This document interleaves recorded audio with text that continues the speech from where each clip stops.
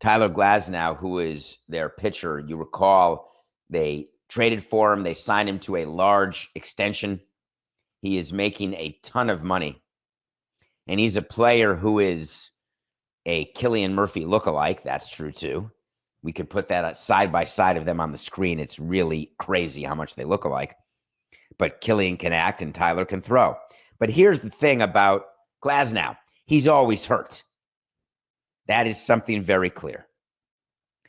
He was pulled yesterday because of some potential shoulder issues. Remember when he left the game with leg cramping?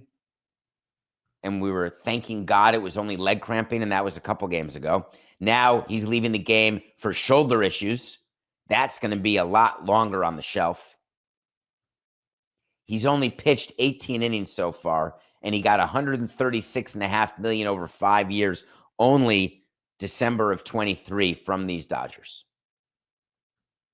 Glasnow was spoken to after the game, and what he said was of great interest to me.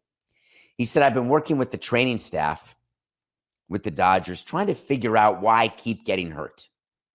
And they had me make some changes. And I am hurt today because of those changes. It's what I've always told you about being very careful with pitchers. When we see anything wrong with a leg, when we see anything wrong with their torso, when we see anything wrong anywhere, we stop them from pitching because naturally the body is going to adjust its position to not feel pain. And when you are throwing a ball like 100 miles an hour and your body is adjusting to do something so it doesn't hurt, you are guaranteed to hurt something else. We have been so clear with pitchers time after time. Max Scherzer, your thumb hurts, stop pitching. You're going to ruin your elbow. Tyler, you've hurt your leg, your knee, your toe, your stomach, your shoulder, your elbow, your knees, shoulders, head. When does a team just realize that they got it wrong? They thought there was an opportunity for Tyler Glasnow not to be Tyler Glasnow. This has happened to me so many times. This is going to be the year that it changes.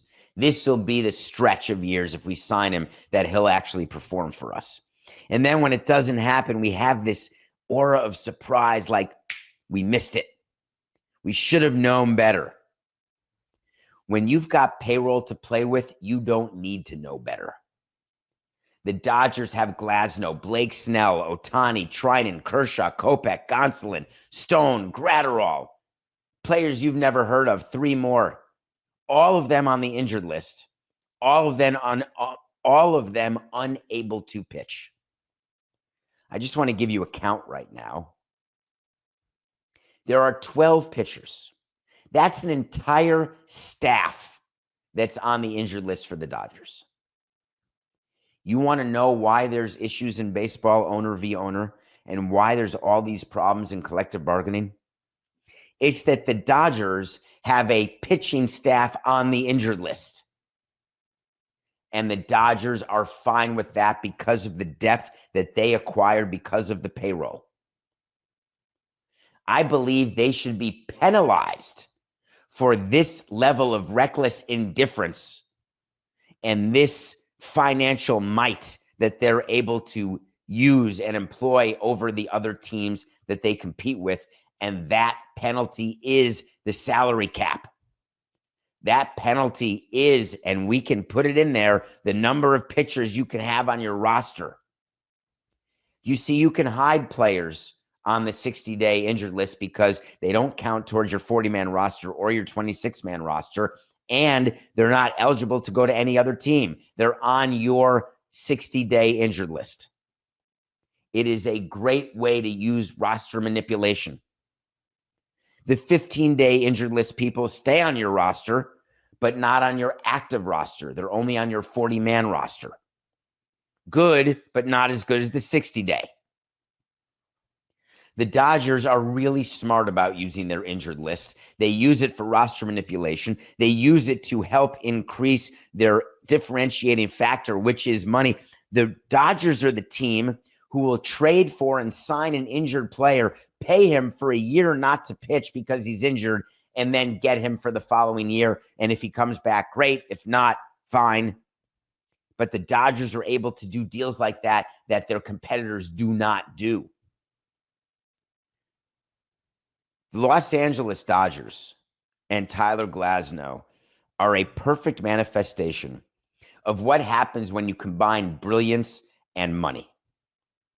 Because that is a huge combination where Andrew Friedman is not doing anything against the rules. Andrew Friedman is operating the way a team should be operated given the resources the Dodgers have. The complaining that I'm doing is not that the Dodgers are not nice or not fair. It's that they've got that opportunity that I don't have. I am remiss when I lose not based on merits.